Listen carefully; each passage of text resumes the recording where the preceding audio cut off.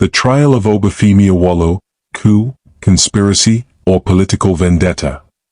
In the unfolding drama of Nigeria's early independence years, few stories were as consequential, or as controversial, as the arrest and conviction of Chief Obafemi Awolowo for treason in 1962.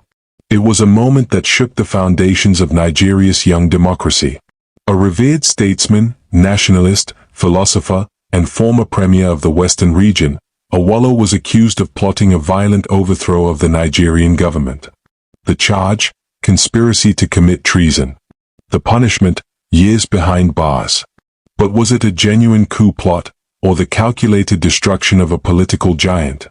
To understand what happened in 1962, we must begin with the man at the center of it all, Chief Obafemi Awolowo.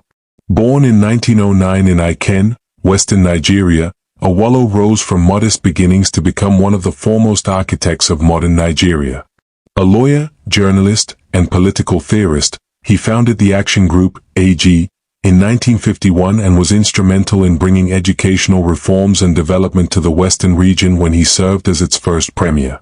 His vision for Nigeria was built on federalism, regional autonomy, and economic modernization.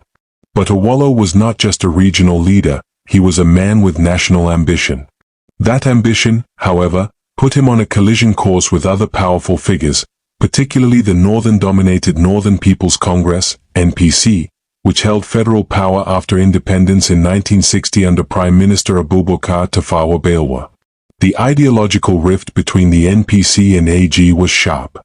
While the NPC sought to preserve the traditional structures of power in the north, Awolowo's AG pushed for rapid modernization and a more egalitarian society. Tensions escalated within Awolowo's own party in 1962. A power struggle broke out between Awolowo and his deputy, Chief Samuel Ladik Akintola, who was then premier of the Western region. Akintola was more conservative and favored cooperation with the federal government, while Awolowo pushed for a firmer opposition stance. The rift split the Action Group into two factions and triggered a political crisis in the West. The crisis boiled over in May 1962. Fistfights broke out in the Western House of Assembly in Ibadan. Lawmakers hurled furniture, curses, and accusations. It became known as Operation Weti, a term that would later be associated with a wave of political violence and arson in the West. The federal government declared a state of emergency, dissolved the regional parliament, and appointed Dr. Moses Majikadunmi as an administrator. With the political chaos, the AG's national influence began to collapse. In the midst of this political disintegration, the federal government struck a devastating blow. On September 11, 1962, Chief Obafemi Awolowo and 27 others, including key AG figures, were arrested. They were charged with conspiring to overthrow the federal government through violent means. Among the allegations, that they had held secret meetings to plan a coup, attempted to import arms from Ghana, and sought to establish a revolutionary government. The trial began in November 1962 at the Lagos High Court. It was dubbed the Treasonable Felony Trial. Presiding over the case was Justice George Sodin Sowemimo. The government prosecution team was led by Director of Public Prosecutions, Akin Delona, while Awolowo represented himself, aided by a legal team that included the young Goni Fawehinmi. The government's case relied heavily on the testimony of one man, Godwin Dabo, a self-proclaimed insider who claimed to have attended several secret meetings of the AG and reported overhearing plans for an insurrection. The prosecution also presented a letter allegedly written by Awolowo to President Kwame Nkrumah of Ghana, requesting arms and training for a guerrilla force. Awolowo and his lawyers vehemently denied the charges. They argued that the so-called revolutionary plans were fabrications, exaggerated from political discussions taken out of context. In his defense, Awolowo delivered an eloquent speech, part political manifesto, part courtroom oration. He described the trial as a political persecution, rooted in the government's fear of the AG's influence and his own ambition for the presidency. Awolowo told the court, "It is only the deep that can call unto the deep. I am no revolutionary. I am a constitutional Democrat. I have always pursued power through lawful means and not through the back door of treason." Yet, the courtroom was not a level playing field.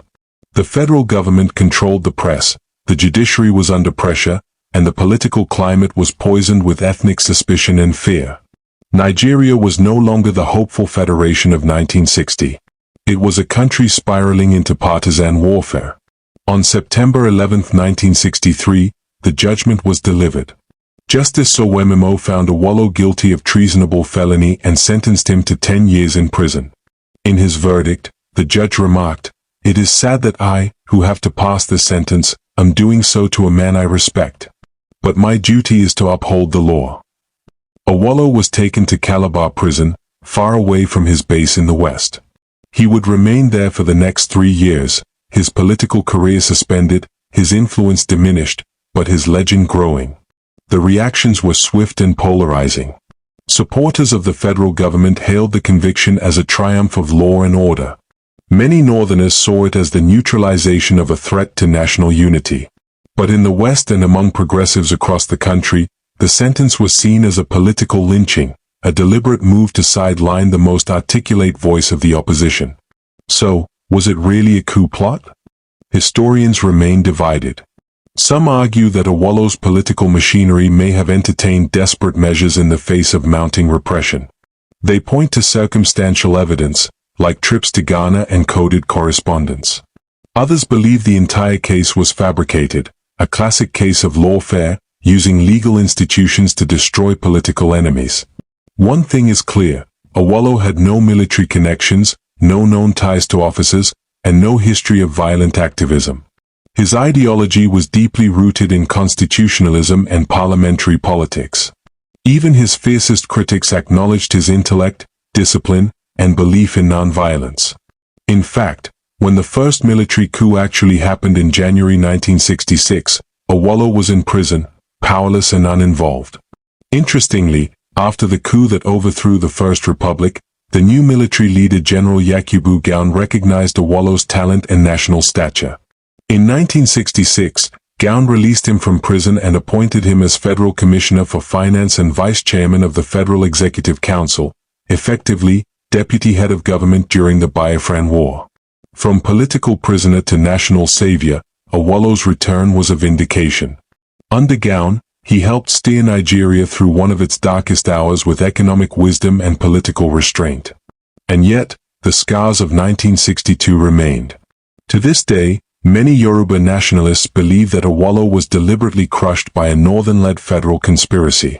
His arrest marked the beginning of the end for Nigeria's First Republic. The western region descended into anarchy, and the country's fragile unity unraveled, culminating in military coups, civil war, and decades of instability. The trial of Obafemi Awolowo was not just about law. It was about power, who holds it, who wants it, and what lengths they will go to keep it. It was about a country trying to forge a national identity but trapped in the fires of regionalism, tribal politics, and colonial leftovers. And it was about one man, brilliant, uncompromising, and flawed, who dared to dream of a different Nigeria and paid the price. In the end, Awolowo did not return to power through the ballot or the barrel of a gun. He never became Nigeria's president. But he became something perhaps more enduring, a symbol. A martyr not by death, but by dignity. A reminder that the path to justice is long and often lonely. Today, his name adorns streets, universities, and monuments. His writings still echo in the halls of policy and history. And the trial that tried to erase him has only magnified his legacy. Was it a coup? Or was it the silencing of a prophet? History continues to wrestle with that question. But the truth, like Awolowo's ideals, refuses to die.